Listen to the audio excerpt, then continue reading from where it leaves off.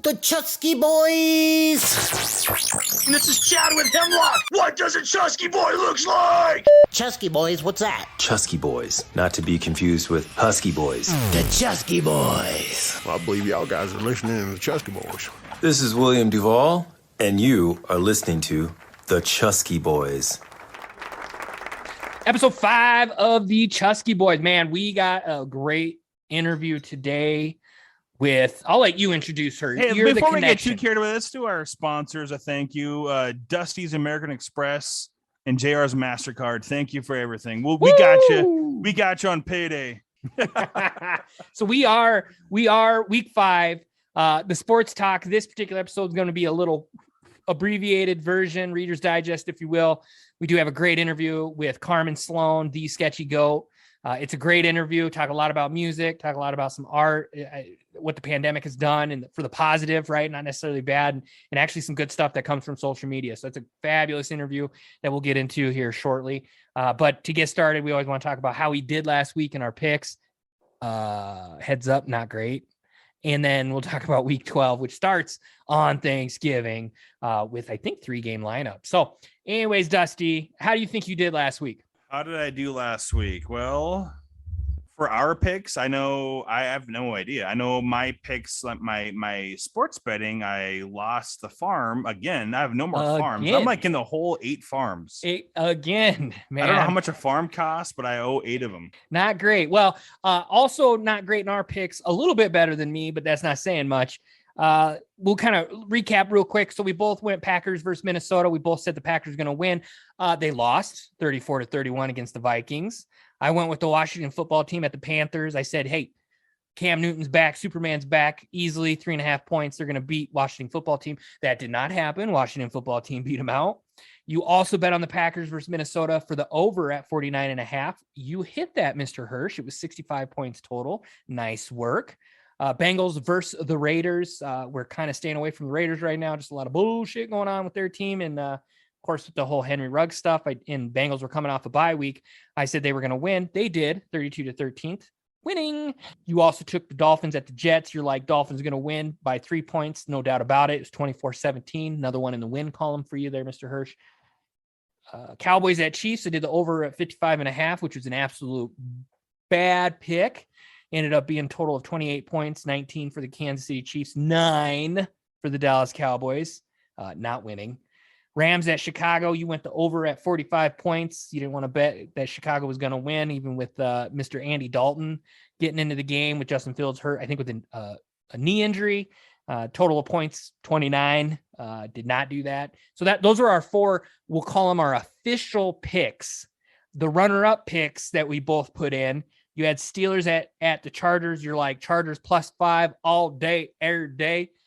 They won by 4 points. So you did not, your runner-up failed you. Saints at the Eagles. It was a low over 43.5 points. I said, let's take that. That's my runner-up pick. 69 points. I did hit that. But officially last week, I was 1-3. Yikes. You were 2-2. Not that bad. Probably even money, if you will. Then you talk about your other picks and other bets, not so good. So, Dusty, anything you want to say about that? And who's that person? That's not your brother. No, I don't know who that is. He might be homeless. Who knows who comes through my garage when I'm not around?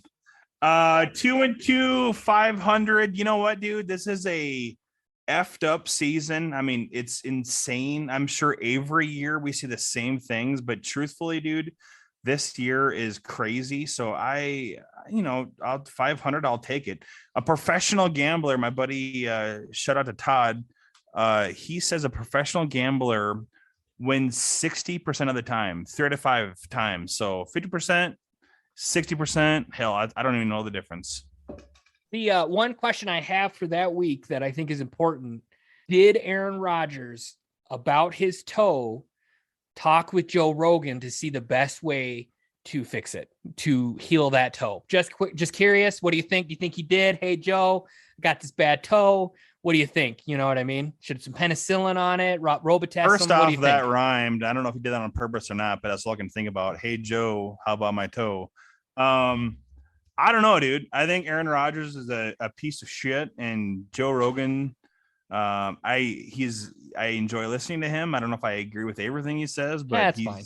That's yeah. fine. So that's fine. That is what it is, right? We're not going to agree with everybody. but Aaron Rodgers does in fact have a broken toe, I believe. He does. He absolutely does. Yep.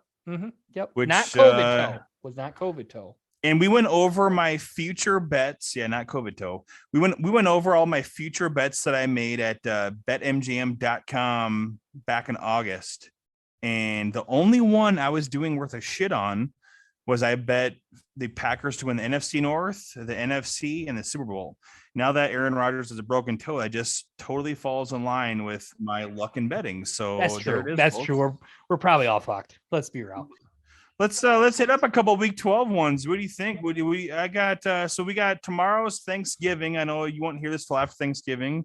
We do the best we can. We got Bears at Lions, the classic Detroit Thanksgiving game. We also have the Raiders at the Cowboys, another classic game. And then the evening game, we have Bills at Saints. Of course, I'm going to take my Bears, the Justin Fields list, Khalil Mack list, Akeem Hicks list, Chicago Bears, -3 at the Lions. I'm going to take them all day.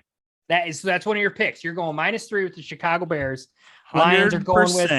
I don't even think Goff is going to be back for the Lions. The Red Rocket, the Red Rifle, he's in tomorrow, and he throws for 3 touchdowns all day long. Woo! Bears win big in Detroit. All right. There's pick number 1. So let me look through this slate. I have got to stay away from the Dallas Cowboys. They have burned me. I think you should have to the Cowboys. Dude. Nope. Nope. Okay. All right. Nope. I will take. Ooh, it's the Saints. I am going to go the over on the Buffalo Bills at New Orleans Saints at 45.5 points. Doing the over. That'll be my first pick. Yeah, that's not too bad. I'll take that. I've got no other Thanksgiving Day action, but I will jump in to the Buccaneers and Colts. And as a matter of fact, I'm going to do a double whammy on that game. I'm going to take the Bucs -3, and I'm also going to take the over 52.5 points. So Buccaneers are going to win big, and the Buccaneers and the Colts combined will score more than 52.5 points. Shout out to your boy Todd again. Remember, Dusty, when you do your parlays for this week, don't put a team in all of them because the Bucs have spurned you before, right? Remember that. The Bucs and the Packers, I hate them, and they're great.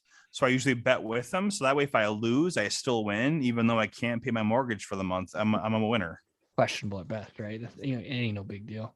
Oh man, let's look at what else we got here. Oh, the Green Bay Packers, LA Rams at Green Bay Packers. That is a smooth looking game. I'm going to go the over. We're going to be the overs club, as Barstool Reports will say. I'm going to go the 47.5 points with the LA Rams. And I'm going to do that game as a double whammy too. I'm going to say the Rams I'm going to take them at +1. I think the Rams are going to beat the Packers. That may be the dumbest thing I've ever heard in my life, but I'm going to go because you went with the Packers to win the Super Bowl. I think I'm okay. So I think we got 3. We each got 1 left, Dusty. Look through that slate. What are you seeing? Man, that Jets-Texans game, that looks good. I do like the Vikings at San Francisco +3, but I got a little bit better one than that for you. Oh, do you now? Yeah. I am going to take the Eagles in New York -3.5. Philadelphia Eagles -3.5. They just fired Jason Garrett, bro. So the Giants might come out with something decent. I doubt it, but I do too. You know what? I'm going to take the last game of the week. I'm going to take the Seattle Seahawks at the Washington football team. That game, I'm going to go the under. I'm going to go under 46.5 points. So that just blew out the whole overs club. Big game. Seattle Seahawks been playing like shit. Washington football team's got a stout defense, not a big time offense. I'm going to take the under at 46.5 points. Boom, baby. 4 picks. There it is. Probably 50%, maybe 25% accurate, each of us. At best. Coming up is the interview with Karmann Sloan, the Sketchy Goat. Please stand by for that. It is a wonderful interview. She's a wonderful human being. Until next time. Peace. All right. This week, we actually have a very special guest with us here on the Chusky Boys podcast. We have a Karmann Sloan, a.k.a. the Sketchy Goat, who, if you've listened to all of our wonderful previous podcasts, did our logo. Karmann, welcome to the program. Thank you so much for having me. This is my pleasure. I love meeting you guys and being on this. So talking about the logo, right? And before we started recording, we kind of got into this a little bit. So there was a revision to the logo originally. What we see what we see on social media is version 2. Now, the artwork that represented me was fabulous from the beginning. Now, Dusty's not so good. So, Dusty, why don't you chime in on that a little bit? Oh, she did a great job. I just don't like reality.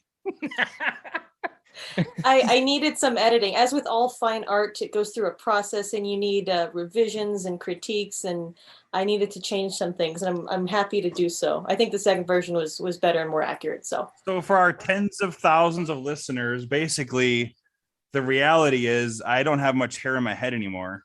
And she depicted that in the picture, and it kind of scared me, you know? It's like so looking bad at your bank statements after a long weekend in Vegas. You're like, oh shit, this is real life. So I kindly asked her to handsome me up. no, he said what you did was wrong and it's terrible and never do that again. You don't know what you're doing. Well, I could Something see like Dusty saying that to me, but probably not to you, Karmann. My assumption course is not. it was, hey, can you tweak this just ever so slightly? Can you make me look Definitely. maybe less middle-aged, I think. And what he reminds me of, and I told Dusty this, and I don't have his name up, and I didn't pull it up, I should have, but there's like this British actor that is completely bald, and that's who it reminded me of. And he's hilarious. He's a funny guy. But I still go back and look at it, and I sent it to him, a couple days ago, Dusty, and I'm like, hey, I still like 1.0, version 1.0. Mr. Clean comes to mind as well. You sent that and I was like, oh God, I really fucked up there. Oops. I see it. My bad. I mean, I think you add just an earring and it would have been fine. Whatever. So there's a cool factor for you, Basically, Dusty. it's my Chusky face now with my high school hair, and that's the best version of me there is. Hey, we're talking about the logo, which, like I said, Karmann, Thank aka you the very Sketchy much. Goat, that is amazing. We appreciate it. When we saw that, Badass. yep, perfect for the podcast. I've even looking at putting it on hoodies and stuff. And Yes. one thing that Dusty knows about me is I'm a frugal individual, and I just haven't pulled the trigger yet. And I really need to. Oh, I get you there. That would be a very sweet hoodie. Now, Definitely. before we got started, we kind of talked about the layout that you currently have in your office, we'll call it, or your area, and how you create art and make art. And we're looking at Smashing Pumpkins poster, Alice in Chains, rock and roll. I think that's where you and Dusty got to know each other or met. Explain that. Like, what does that go into? How your office is set up, and then how you kind of create what you do. Yeah. Well, with what I do, it's very psychedelic. It's very colorful, and a lot of it feeds off of this really cliche, vibe. I need color. Lately, I've started to think I'm really eccentric because I can't go anywhere unless I have a lava lamp to my left. Which I don't know if that's weird for anybody else, but yeah, I like to be surrounded by things that make me happy. If I'm going through a spot in a drawing where I don't know what to do, I can look up and see, Alice in Chains or the Pumpkins or, something bright and colorful and just not something I see normally. And I can just pull from that. And for some reason, the whole environment things become really important, especially, after COVID. I wanted to be surrounded by happy things and cool things. So yeah, rock and roll to the end. Absolutely. So when did you start have you been artistic your entire life, or did you know that it was something you had, like this great, what am I trying to say? Basically, you knew that you could do this forever, or one day you're like, I'm going to try something that's badass, or I'm sure you probably got better and better and better as the months and years went on. Yeah, well, it's funny with art, it's not really something I ever thought I could do. It was just the only thing I knew how to do. I've been doing it my whole life. It's, again, nothing I ever thought I could make money off of or, work for or use it in that kind of way. But I've done it forever. Since I was a kid, the only way to keep me quiet in any circumstance was to give me a pencil and paper. And over time, just kind of perfecting it, just doing it over and over and just trying to be really dedicated about it. I'm still a college student, but I'm actually a major in history, and every time I tell people I draw, they're like, "What?" Because the two are so disjointed, and I realize there's a lot of like exclusivity in the art community sometimes, where it's like, "Oh, you don't have a gallery here, or you haven't had this amount of showings in places," and I realize that it's a lot more simpler. It's a lot more simple than that. Excuse me. It's more of a feeling. It's just a matter of doing, and I like to bring that out in what I do, and just uh, do it more and more as much as I possibly can. So you've done some awesome work, especially with musicians, like JR alluded to earlier. I believe that's how off of Instagram. I don't remember how we came across each other, but it was something Allison Chains related, I'm guessing, off of an Instagram. Oh, that's right. I think I seen something that you made because of your friend that I was friends with. This is bad radio. Yeah. And No, it was a total friend of a friend. You saw an account related to something or other, and I saw your picture on stage, and I saw you with your merch and stuff, and Jerry had tagged you and something. I was like, I'm gonna follow that guy. It's cool.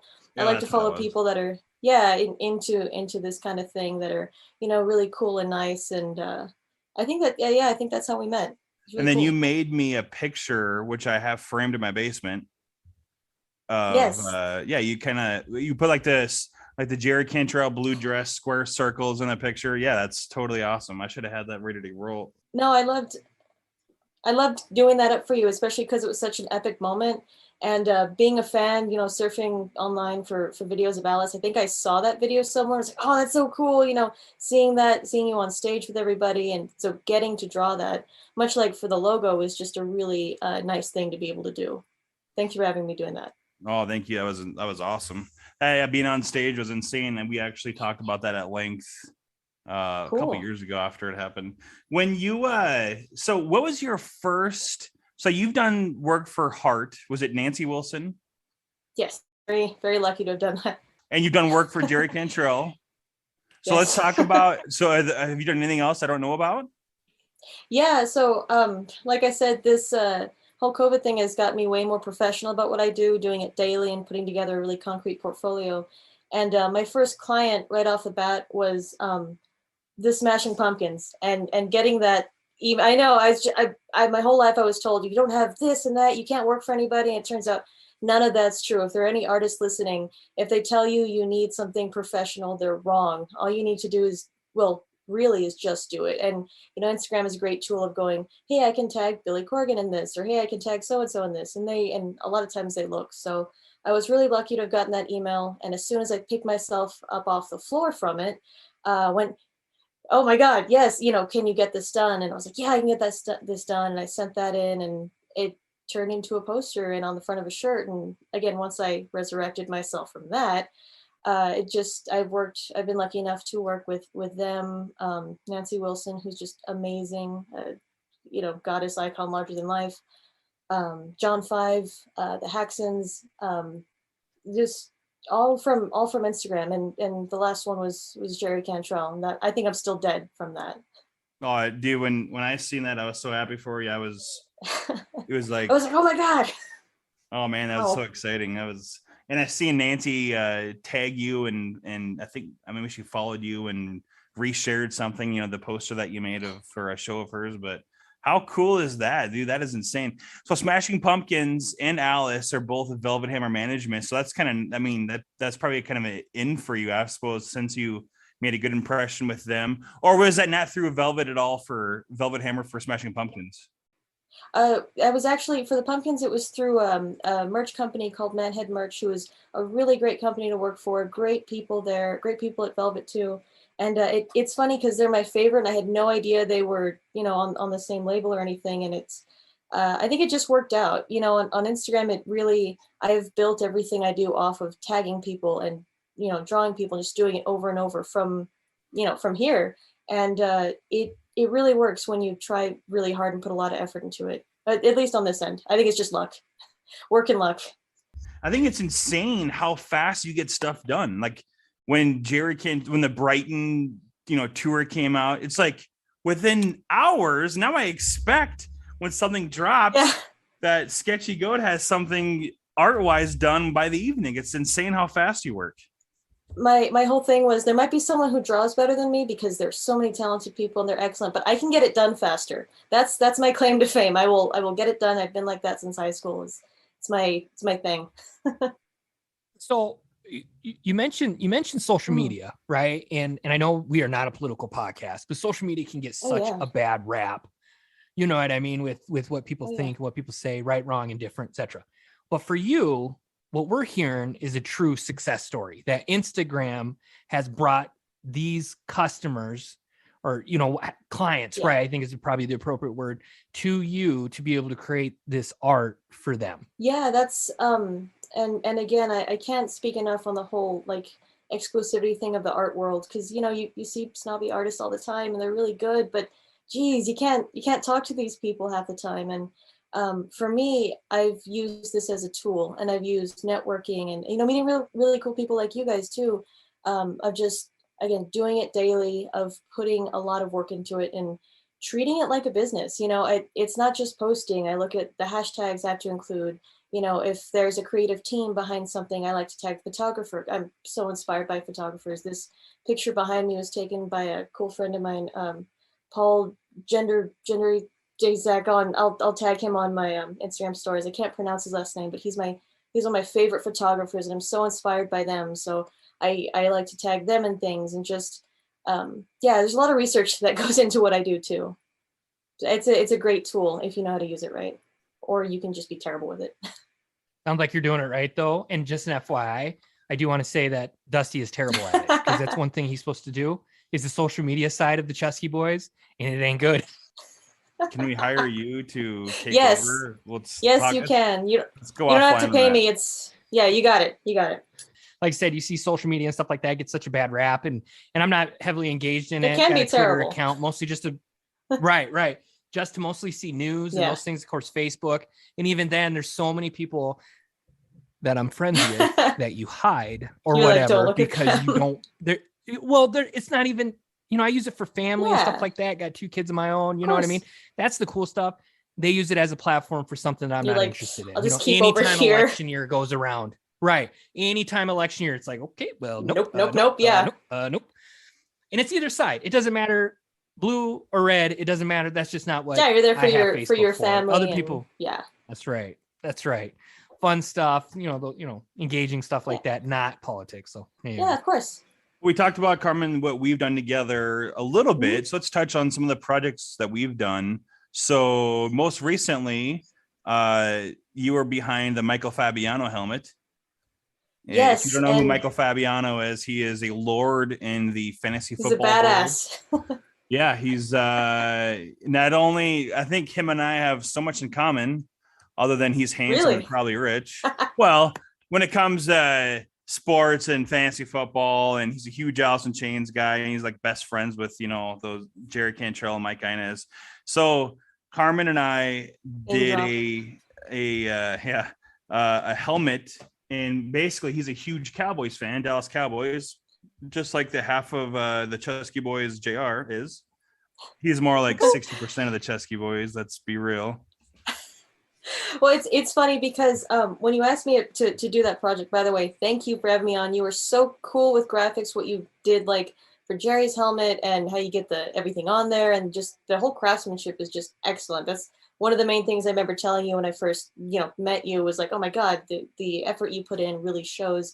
But when we did the Fabiano thing, El Paso, Texas, super far from Dallas, but this city runs on on the Cowboys. Yeah, I'm pretty sure if you come here at any point, you'll see 5 Cowboys flags on a truck.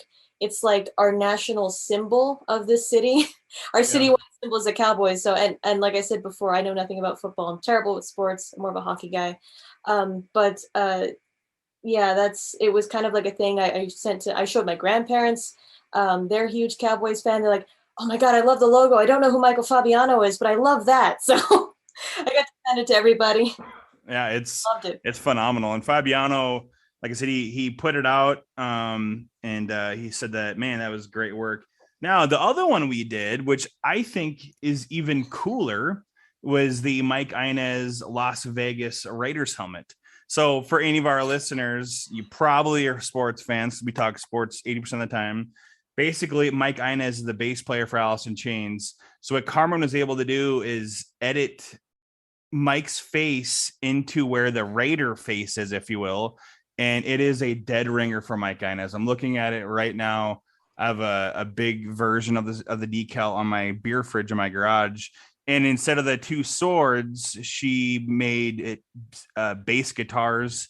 And one version also has bananas. Now that banana version is the avatar that Mike is using for his fantasy football, Allison Chain's Fantasy Football League, as well as Michael Fabiano's charity celebrity league as well. So it's kind of cool. You and I, just a little bit we've done together so far in the last 3 months has reached, I mean, tens of thousands of people through social media, if you will. So yeah, it's been a great partnership. It was super cool. I remember when we were doing the Mike Inez thing, I was like, oh my God, you want to do something for Mike Inez? Well, if it has to do with Allison Chains, I'm just like an explosive person, just like jumping at it. And I remember being like, yeah, I can draw his face. And, I sent it to you and like 30 minutes later, well, can you do bananas? Sure. 5 minutes later, well, can you do bases? Yeah, I'll do that too. And it was like really fast in succession of how that came insane. together. You had it knocked out over like a lunch break. It was crazy. Like, yeah. I've had friends try to do it for me and I messed around with it. I mean, we got it where it was acceptable, but I wasn't like over the moon happy. And to be honest with you, when I get like, you probably are the same way, when you get in these projects and you're like, oh my God, like I want it perfect. I want to get it done. I'm impatient. I'll spend what it costs to get it done. Yeah. And you were able to do it like so instantly fast. It was insane. Yeah. Well, I'm also a bass player. So I've drawn bass guitars for a while. And I mean, like as a hobby, not like as a profession, obviously, but so it's a familiar shape, and the whole banana thing was fun. And that was all drawn. It was like a cute little cartoon to just do. And I use Procreate, which is the main art app, and it just makes everything super user friendly. So it was Procreate. It was fun. Okay. I was always wondering how you did that and what you did, but yeah. You have to send me some kind of video sometime, our next project, just like some screenshots while you're doing it, because it's crazy. You got it. Which we I think we can announce to the world we do have another project coming up. I woke up this morning to kind of a surprise, a private message from I'll name drop him again, Michael Fabiano. And he said, hey, dude, again, the helmet looks so cool. Thanks so much. He's like, my friend, The Miz, seen it, and he really wants one done. Can we make it happen? Now, I'm sure The Miz won't listen to this because I think it's supposed to be a surprise for him. So hopefully it doesn't get back to him. I'm sure it won't.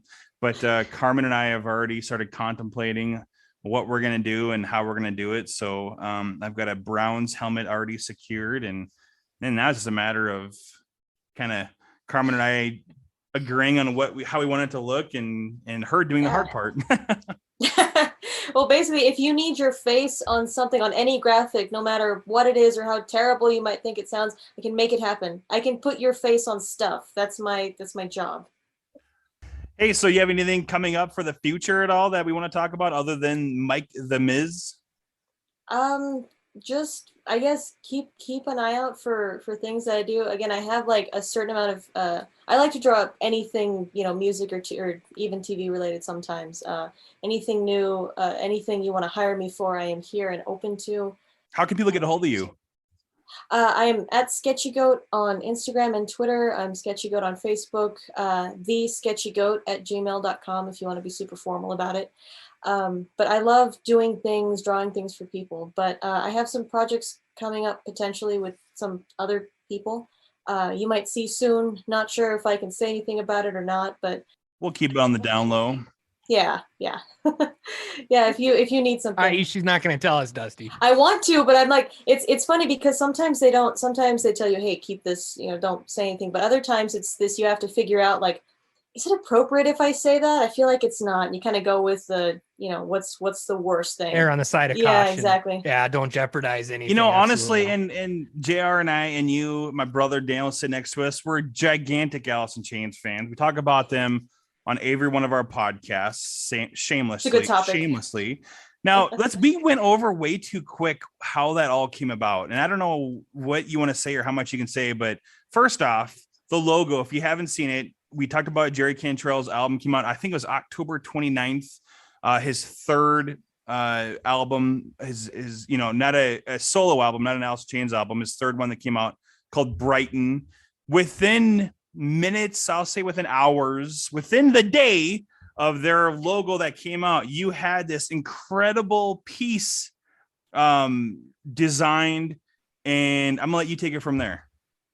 Yeah, so when it comes to Alice in Chains, sometimes even or the Pumpkins, I am constantly drawing them when I have a chance. So I follow, like I said, I follow photographers, and they're so great at putting out images when certain things drop. And Jerry, I followed one of his photographers. I think it was might have been Jim Laveau, another incredible artist. I can't talk about artists enough.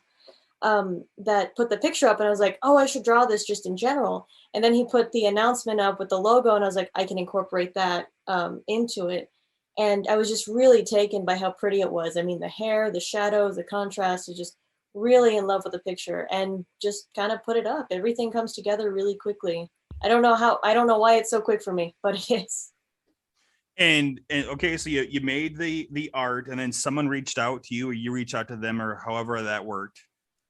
Yeah, so I again back to that cool social media thing. I tagged, I guess, the right people at the right time. A lot of it's timing too, and I got a really sweet message from some very kind people who were like, "Hey, we would like to use this. Is that okay with you?" And I was like, "Is it okay with me? No, not at all. I don't want to work for Jerry Cantrell. Who's that?" Um, uh, and I just feel so privileged. They were so kind, and that's how it kind of happened. That's how it's happened a couple times too. Is really just, oh, I saw that, and that's another thing I do with my art. You might not know that you want what I've drawn, but as soon as I draw it, I hope you want it, and I hope you want to use it, because that's kind of how I sell things and sell myself. And next thing I know, I messaged Dusty. I was like, so I don't know if this is gonna happen, but you may or may not see this somewhere. And it happened. And the whole time I'm going, they're not going to use it. They're not going to want that. I can't work for my idol, my favorite person on the face of the planet. And it happened. And I feel so privileged to have been able to do that. And for every shirt sold, Karmann gets $88 per shirt. What? No. Sure. Yeah.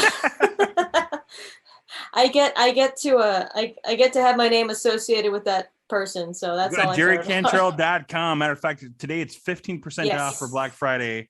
Get her shirt now. Holiday sale. now, this is a Chusky Boys podcast, and I'm kind of bummed out. I typically wear a 3X shirt. 2X makes me look a little funky. My wife wouldn't let me out. Little toit. She wouldn't let me out of the house in a 2X shirt. And that's the biggest that shirt comes in, man. I would buy 18 of them. So I just need to lose about another 40 pounds. I'm down about 90 so far. If I think I lose about another 40 pounds, I'll do a 2X. You guys look great. So this is a filter. Shirt or not, you can it's a snap. That would explain the dog ears. But no, you buy the shirt, put it in a frame, have it somewhere. Yeah. No, well, I'm gonna buy one. It's in my cart right now. No, it's all good. But no, I mean, Jerry needs lunch. Buy him lunch. Yeah. He so phenomenal though. I mean, to have your stuff on Jerry Cantrell's website. I've made his Instagram 2 times, and I probably will never do anything that cool ever again. So I'm still loathing in that. Yeah, well, I mean, maybe not. Who knows? So the big ones that you've worked for, of course, that you mentioned is Jerry Cantrell. Was it Nancy Wilson? You said from Heart, right? You've done some stuff for the Smashing Pumpkins. Is there anyone? And I'm not trying to get you prying into some of these possibilities or stuff you're working on right now. But is there someone that you mentioned Idol, and you did something for Jerry Cantrell and Alice in Chains, right? Or more his solo stuff. Don't get me wrong, but is there someone else that you would what's next, right? If you that mountain, right? You're climbing the mountain. What's next? It's funny you bring that up, because about a year or two ago, I think it must have been 2 years. I follow this artist called The Art of Hazmat, and she did Jerry's cat design she did the Pico Union poster, the candles with a little cat on them. And I love her. She's one of my heroes. And I remember 2 years ago, I was like, I want to do what she does. I want to draw for Jerry. She's worked with some other people, and I made a list. I was like, I want to for Jerry and the Pumpkins, and it happened miraculously. But I mean, I've worked a lot with, I worked with John 5 on a shirt, and Piggy D and his project, The Haxons, with Ash Costello, which is phenomenal. So I think, and their, main gig is being Rob Zombie's band. So Rob Zombie is, someone I would love to work for. I mean, he's super groovy, super far out. He's up there more work with the above mentioned. Pearl Jam does a lot of really cool far out designs, and just anybody all the way from, if you have a garage band and need a logo, I want to work with you, to Rob Zombie, anything. Podcasts like ours, boom, Yes, done, right? that was actually top of the list. The Chusky Boys was my number one. I was like, I want to work with them. Damn it. Yes. Dang it. That's it. So getting a little more personal, since JR and I are so, we're inquisitive, Smashing Pumpkins or Alice, or is it a different band is your all-time favorite band? Like if you went to your last concert before the world ended, who would it be? The last concert I went to before the world ended was actually Adam Lambert at the El Rey in LA. I camped out for hours, and he was everyone knows him from, being the runner-up to American Idol. He sings for Queen now. I've seen Queen a lot of times. Super privileged again, and he's just phenomenal. He's totally rock. He's really rock and roll. He's got an excellent band. It was a kick-ass show. It really was. He's awesome. But, I mean, super talented. Yeah, and I feel like people don't give him enough credit for being actually because when you're at his shows, every person up there, first of all, most of his band are they're women, and that's super cool to see them rocking like bass and drums and guitar, and they're excellent. So he's amazing. He's also on my list of people I want to work for. But Alice, I would consider my favorite band, the Pumpkins. Iron Maiden has been my life since I was a really little kid. I mean, they're up there. Ghost, tons of, but Alice for sure. Something about when the Trooper is playing somewhere, you can't help but to jam out. And for me, it was always like Rock Band and those kinds of things. Yeah. I also, air quotes that people can't see, of course, is a bass player as a hobby myself. For that reason too, you're a kid. You see, when I was a kid, I got not when I was a kid. I gigged around in a cover band for my whole high school experience, and I have this Steve Harris bass, which is what I planned. That was the whole reason I did any of that. Another one of my favorite bands is Rammstein too. So rocking. Oh yeah. But I like everything. I mean, I'm a huge country music fan too. So whatever. And so you mentioned, and I know we do want to talk about the Jerry Cantrell show that you just got back from, for sure. But with being in El Paso, is that where you kind of head up a lot? Is in the California, LA area? Is that like a short jaunt from where you're at, or is it a camping out kind of thing, or what does that look like? Because a lot of the bands you mentioned, it looks like you're heading up to California. Yes, coincidence. So like I said, I'm a super eccentric, crazy, weirdo artist, as you can tell, super snobby. But no, I'm a bit of a shut-in anyway. Like before COVID, I was inside unless I was going to school, and in COVID, I was like, oh, people leave the house? What? But right. The truth is, this is nothing. Quarantine is nothing. Great. This is fantastic. I've been social distancing for years. But what the thing is, where El Paso is, we're kind of really far from everybody. And I mean, like, we're in the middle of nowhere. It takes the same amount of time it takes to get to like the middle of our state is how much time it takes to get to LA. So the closest thing we have typically was Albuquerque for a while. That's where I would go see Maiden all the time. When I could. So the LA thing was a bit of a big pain in the ass, but totally worth it.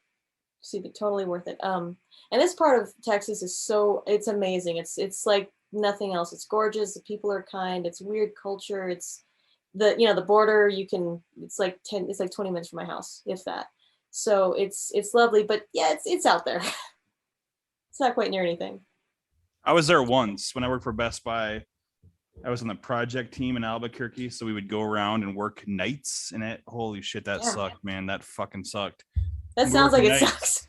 We would redo stores for like a week or two at a time. So we were in Las Cruces, which is probably like an hour from you? Yeah, about an hour. And we were there for 10 days, probably 8 days. Holy shit, it was hot. I remember going to get ice cream. As a real Chusky boy move, I went and got Cold Stone every day.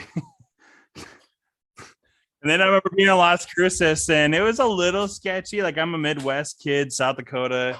There's not too much happening around here. There's a little bit of crazy stuff, but not stuff like you probably hear about, like border stuff and whatnot, and like cartel or whatever. So anyways, I joke around a lot like a dumbass. I have no filter. That's great. We had to take a mandatory 2-hour break. And when you're in Best Buy, because it's the middle of the night, they assume you're going to steal something. So everyone has to go outside every 2 hours for 15 minutes, right? So like it would have been 11, 1, 3, and 5, then got off at 7 a.m. So I'm outside and our security. So the front door locks, but it was broken. So the Best Buy in Las Cruces had to hire a security dude to watch the door. So we go out for like the second break of the night, which would have been 1 a.m. and he's sleeping, passed out in his car. And a car comes rolling in, like the movie Friday, you know, like the one car with headlights on all slow. Yeah, the fog is coming out. I yell, drive by. Dude, people got on the ground. They got these Albuquerque people got on the ground. And I'm just sitting there, my big ass head smiling. They're like, you dumb shit. Why would you say that? Dude, that's not You're just cool. yelling it out. I'm like, what? Yeah, I didn't know. Haven't you seen Friday? No. You know, Ice Cube. But you never know. Well, I can tell you El Paso is one of the safest cities in this country. It's gorgeous. I mean, weird shit happens like it does everywhere. It's a lot bigger than people think, but the people are like wonderful. The culture is really kind and forgiving. People don't honk. An example, people don't honk horns here. Like you're in traffic and someone's not moving in front of you. It's like, they'll move eventually. You know, you never know. But no one honks here. When I was in LA, all the like traffic noise, like, what is this? This is crazy. That's what normal people do. El Paso is just laid back and nice all the time. It's lovely.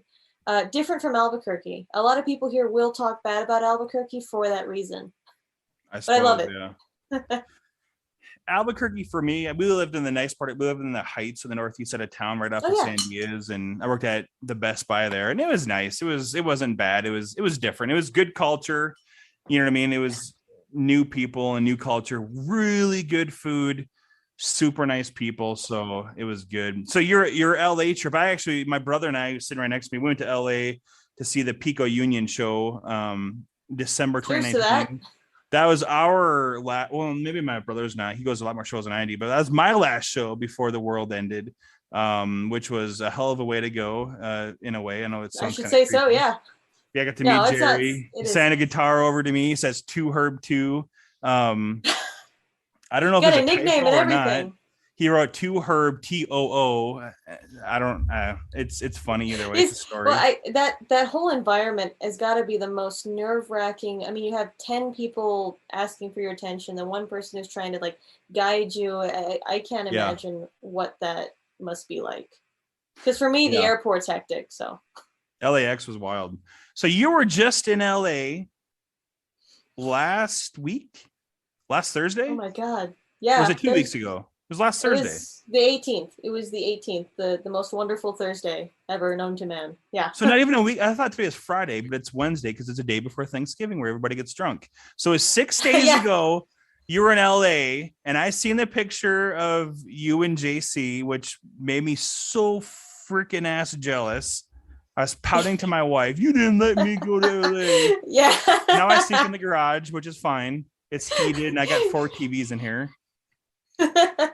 Tell us, like, give us like so I know December 1st, we're going to watch the stream. It's going to be available for 24 hours. I don't know. Buy tickets. I bought the tickets right away. I got the Moment tickets. House. Yeah, momenthouse.com. Get Jerry Cantrell, the Grammy. So how do I say this? Jerry Cantrell's Brighton show from the Grammy Museum in Los Angeles. Is that right? Live at the Grammy Museum. Yeah. On the initial post, it says it's all acoustic, but spoiler alert, it is not. I'm sure you could. Yeah. And I'm sure you're friends with this gentleman. I know my brother and I got to meet him in LA, and we're friends on social media. He goes by the name of Soundgarden fan for life. I don't remember his real name. Jesus, maybe? No, so I didn't actually I feel so sad I didn't get to meet him or James and his lovely wife, which I really wanted to, but I was James so Mallory, scatterbrained. I told James to come find you and say hi to you too, but I haven't talked to him since then. He must not have. I think I saw him. I wasn't quite sure. I was with a friend of mine and we were there, and she and I were like, oh, we want to say hi to people, but at the same time, our brains were on the concrete, just sizzling away. They were gone. We were not the normal people that exist. So get some good LA acid, did you? not in LA, no. But That's a different podcast, I thought. No, it might have been the It's a different episode. different episode. Yeah. No, that it was though a total trip and really nerve wracking. But there were some really nice people in line. I mean, it was the nicest queue I've ever seen. So tell us a little bit. Don't give us all the spoilers because I got quite a few already. I don't think JR has. Just give us like a 3-minute quick rundown of what the show was like. However much time you need. Yeah. Well, the show itself, I'm sure everyone's gotten a lot of live streams through COVID. I mean, especially we're all super huge music fans. There's been so many people that put on just amazing streams and great shows. This one was just the most, it was intimate. It was beautiful. And to watch him, Jerry and the band, who was excellent band. I mean, Gil and Tyler and Greg and everybody, and the steel, the lap steel and just the bass, everything was just phenomenal. It was so on point. It was a little reminiscent of the Pico Union if you shrunk it down to like a third of the size. So Jeff Garland was the interviewer / he introed everybody. He was a moderator, and he was wickedly funny. He was very funny.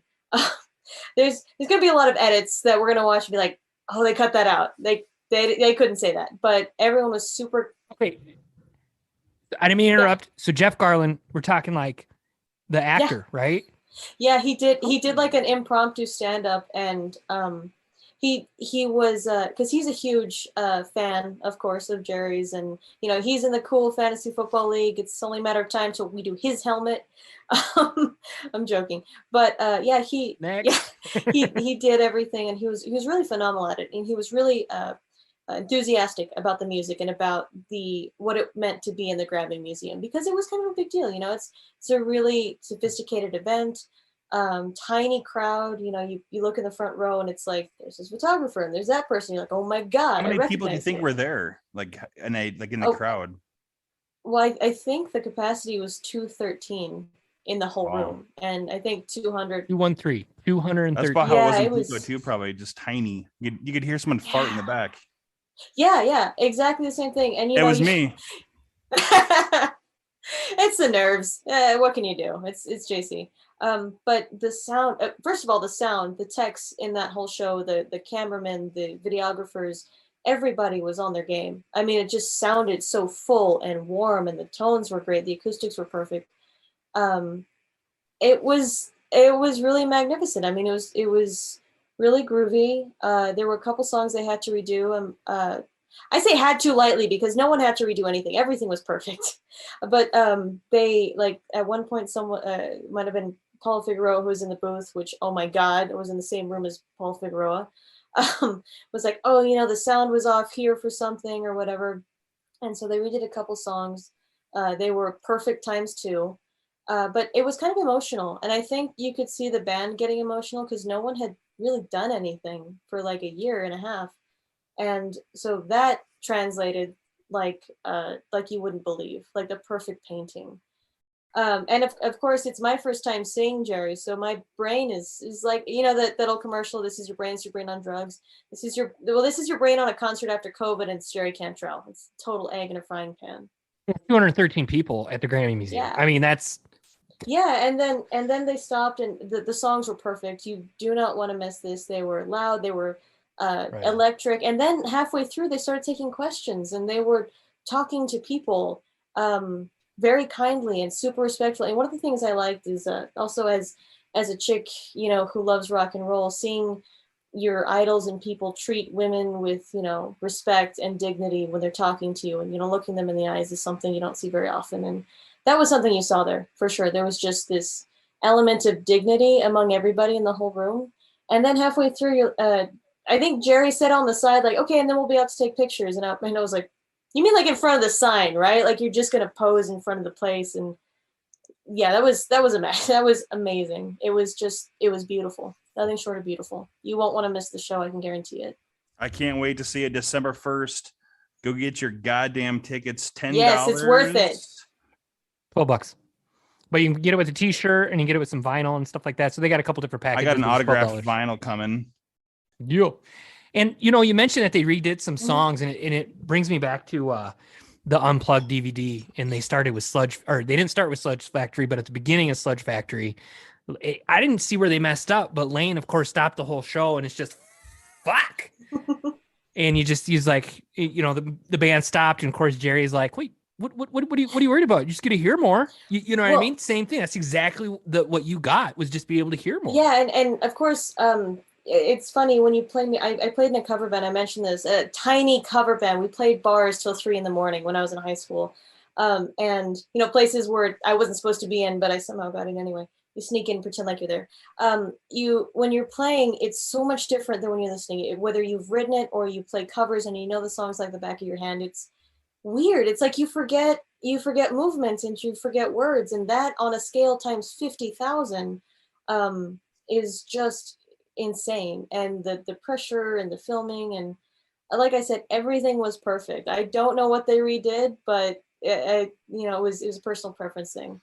Karmann, did you by chance play in a Joan Jett and the Blackhearts cover band? I did not, but when I was 10 years old or 11 years old, and I walked into the hairdresser person and I said, make me look like her, and I can't shake it. It happens. It just happens now. It's just my face. I entered this cover recreation for one of her records, and they're like, oh, you cheated. That's her face. And I was like, no, it's not. That's me. It's just me. It just dawned on me. You, my though. brother's sitting Thank here you. next to me. I'm like, Daniel, does that look like Joan Jett or just me? He's like, oh yeah. She's a goddess. So And I that's a appreciate that. compliment because she's gorgeous. So no worries. She's my everything. Yeah, I get up and I'm like, I hope I look like her, or a really tired version. I'm the tired version of her.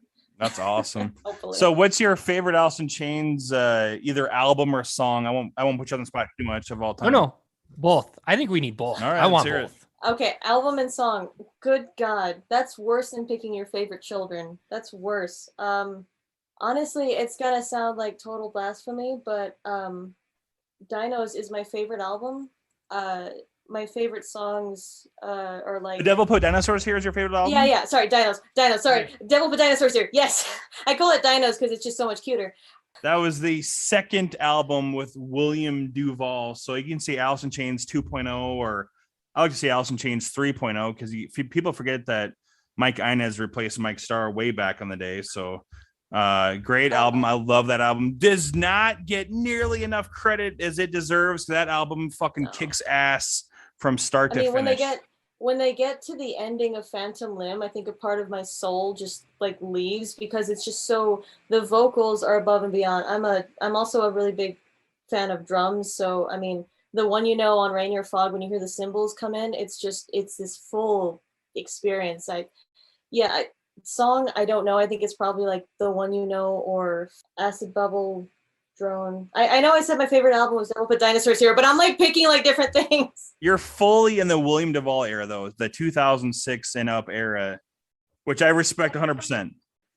It's funny, I don't even think about it quite like that, but every time I think of like the songs I listen to, it's that, or like Scalpel and all these, like the little songs that everyone kind of misses really get me. Sludge Factory is of course on there. Frogs, I could die with Frogs. I mean, everything about that is perfect. Oh, Died. You know what? Final answer, Died. Alice in Chains. That's it, huh? Song. I think that was Lane's last song he recorded in studio, as a matter of fact. Box set, right? Is that where that was available? Yeah, it came off of that. Yeah, the Music Bank, and they had several songs on there that are not available anywhere else that are just badass. So, hey, you're the real deal. Those are good choices and awesome. Dusty, I don't think we've ever talked about I was gonna ask, album yeah. that we like the most either. Just us. I know we talked about song. Mine was the song was Goddamn. The right? We talked progression about is- that previously. Yeah. What was yours again? My favorite song probably changes every day, so I'm not ready to say it tonight. That's right. You mentioned that. So what about album then, Dusty? That was a better answer, because I think all of us as huge fans of these bands, there's the catalog. There's not a bad song. That's the thing that gets me about Alice in Chains is you're like, God, fuck you all. You never wrote a bad song. There's nothing wrong with you. What do? Sacrifice puppies? You're too perfect. This is such the perfect band. So yeah, that answer counts. Yeah, my favorite album. I don't know. I don't know any of it. I'm gonna say the Music Bank probably. There you go. I'm looking at that on my phone right Oh, now. that counts. Okay. The demo and yeah. I think honestly though, my favorite song, and this makes me sound like a weirdo because I don't want people to think I just like the songs or the the non-mainstream. I'm too cool, for people. I brought up Scalpel. No, if anyone's gonna sound like a snob, it's me. Well, that's a great song. But my favorite song, my favorite Alice in Chains song, which is probably the least heard song of Alice in Chains, is Lying Season. That came off the Music Bank. If you haven't listened to that for a while, go listen to it like 3 times in a row. It's blow you away. It's on Spotify. It's awesome. It's difference in streaming services for all the youngins on their phones and crap. It's on Spotify, not Apple Music. So is like Fear the Voices and everything. I was listening to it like yesterday. That's the only reason. Fear the Voices is another one. It's probably my top 10 songs of Alice for sure. Is Fear the Voices. So yeah, it's go check that out. Great songs. I don't think they've made a bad song. They haven't made a bad album. Any of their albums, especially the last 3. Jerry solo stuff. Brighton is so, I don't want to say radically different than Boggy Depot and Degradation Trip, but it's definitely different. But I love it. I can't believe. So when Rainier Fog came out, so many Alice in Chains fans, I'll say fans, I don't know how much of a fan they really are, said, oh man, Rainier Fog has like 3 good songs. The rest of it I can't listen to, or especially the No Lane, No Chains crowd. But Rainier Fog was awesome. But the solo album Jerry put out, like I said, Brighton, it was quite a bit different than the other 2. I still dig it, but I don't think anything can touch Degradation Trip. That's for me, for solo albums, that maybe is best body of work of all time. Well, what's the 2 of you? What's your take on the album or favorite song? Maybe something like a comment you wanted to make. What's the 2 of you's main thing when you listen to it? I'll go first. I'll let JR ponder that. I think so. The first single that came out back in July, I think. Was it July? Feels like maybe it's August. Ago. It was summer. It was hot as shit outside when it came out. Yeah. His first one that came out was Atone, which is probably, it took me about 3 listens, about 12 minutes to fall in love with it. And that might be my favorite song on the album, or Siren Song is killer. That's a good one.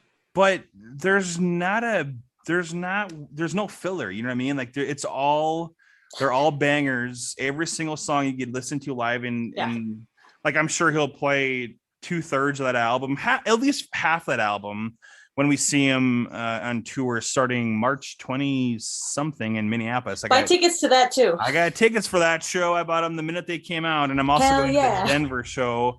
And we'll see you there. In Denver? Denver, yeah.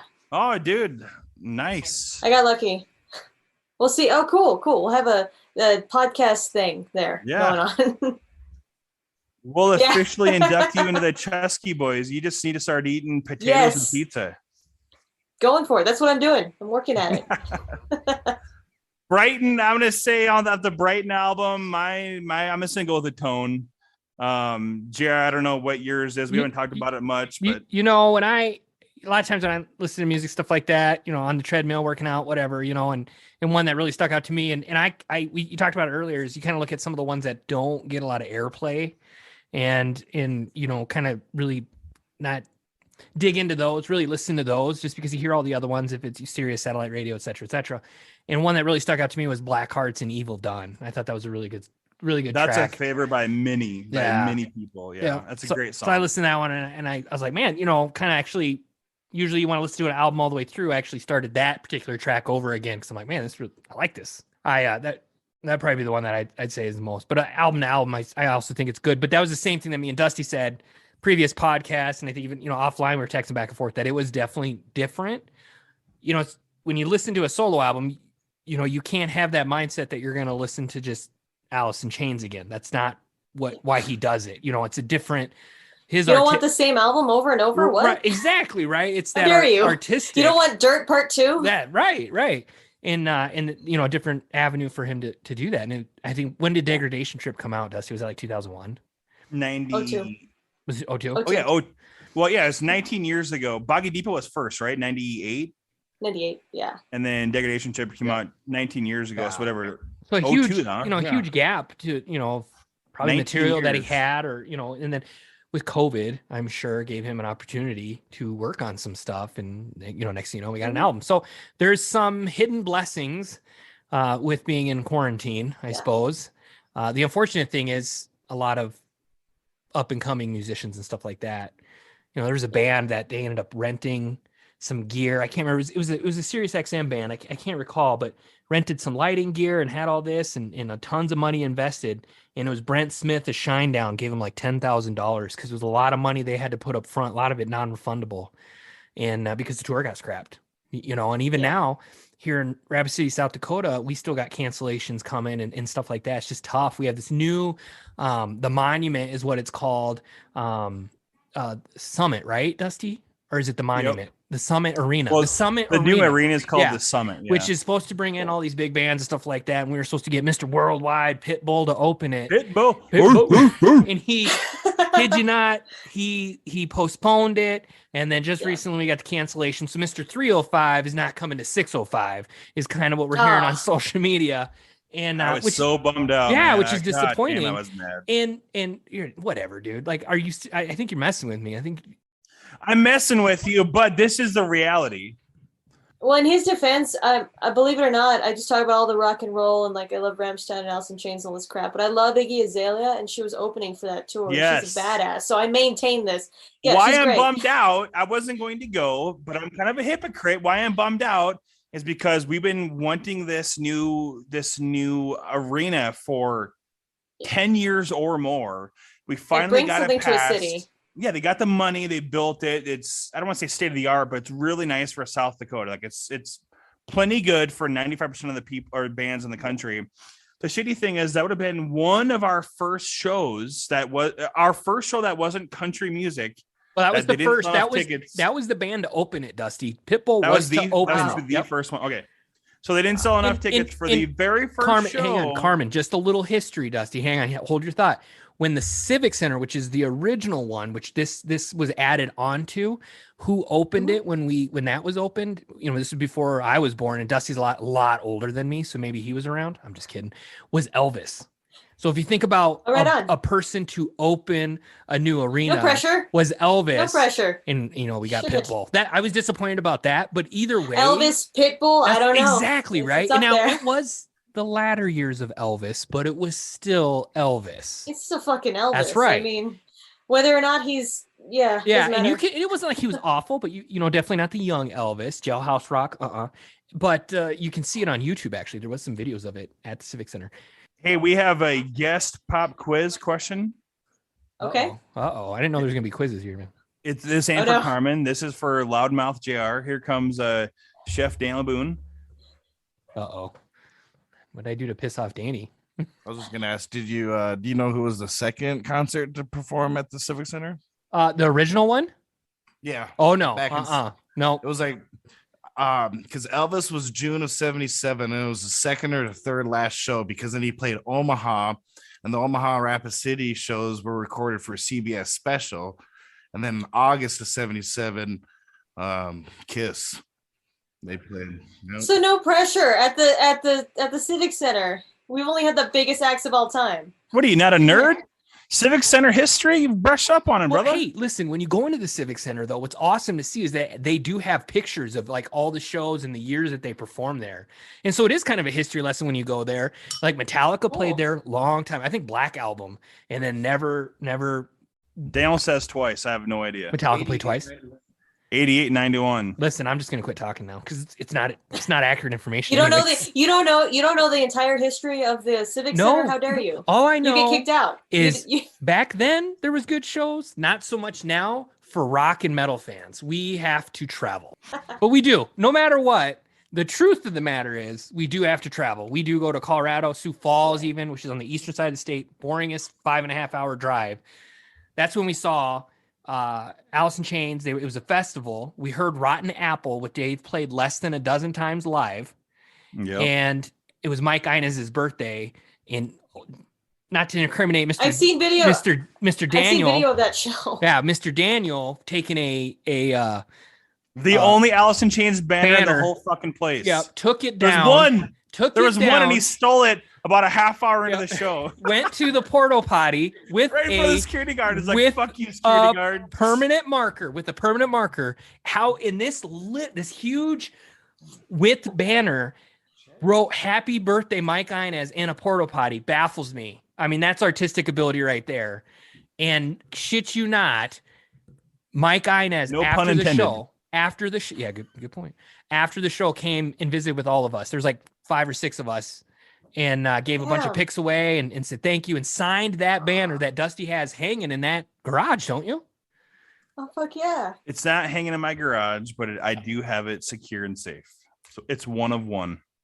I have a lot of merchandise memorabilia. That bear isn't, stuff you can know- go, bro. I mean, you're just wasting your time with the Yeah. bears. Dude, I if they get their asses whipped tomorrow morning, it's getting burned down. If my insurance company is listening, it's not really gonna get burned down. If my house happens to burn It's down, just a joke. It's a bad boiler. My name is Richard Cranium. We're really off the rails like right that. now. I like it. It's good. No, you're right. You're right on track. No, that's the thing. You're right on track. You're laughing. You're having a good time. You're doing the right thing. That's a good podcast. Hey, Karmann, if you ain't chubby, And you ain't husky. what the hell are you? I think you're Chusky. You're Chusky. That's a wrap, folks.